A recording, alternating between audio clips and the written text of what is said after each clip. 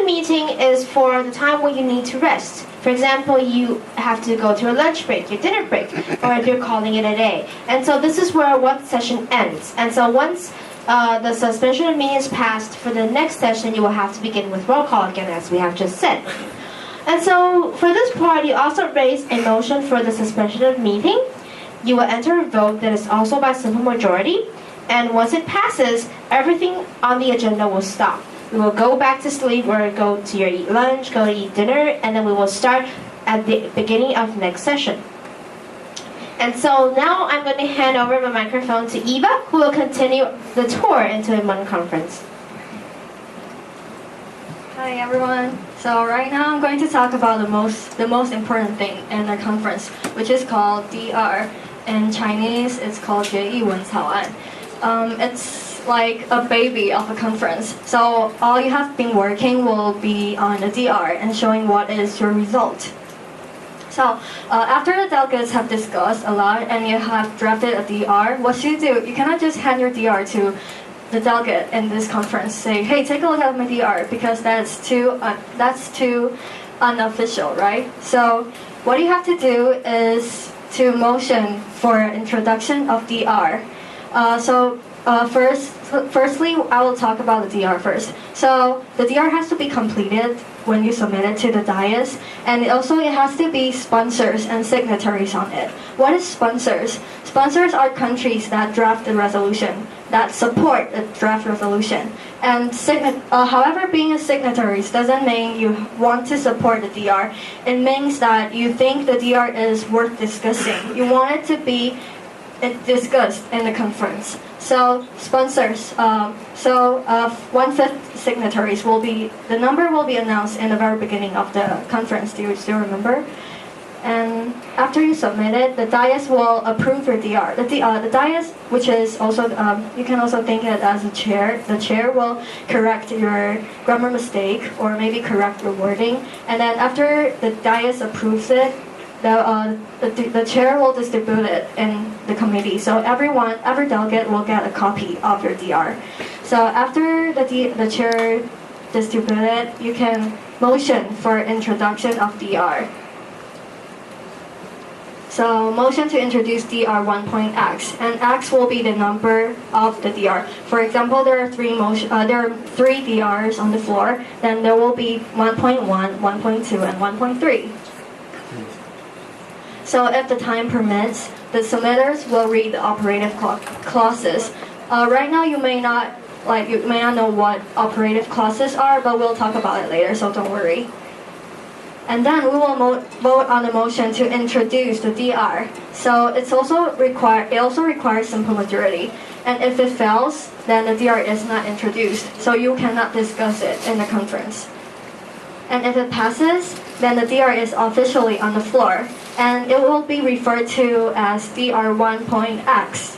So once it passes, you can discuss it during the conference. Okay, so after several DR has been on the floor and you discuss it, what if one delegate thinks that, oh, I really like DR 1.2. However, there are some clauses, I think those clauses are too radical, and I don't think that clauses are really good, and I really want to revise it. Then you should you should submit an amendment. And what is an amendment?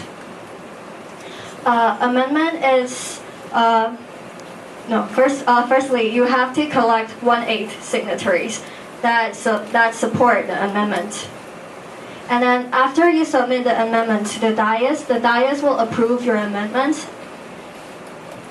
And also they will give the chair will give copy to the delegates. So after that, you can motion for introduction of amendments, and then motion to introduce amendment 1.x.y. And what is the xy for?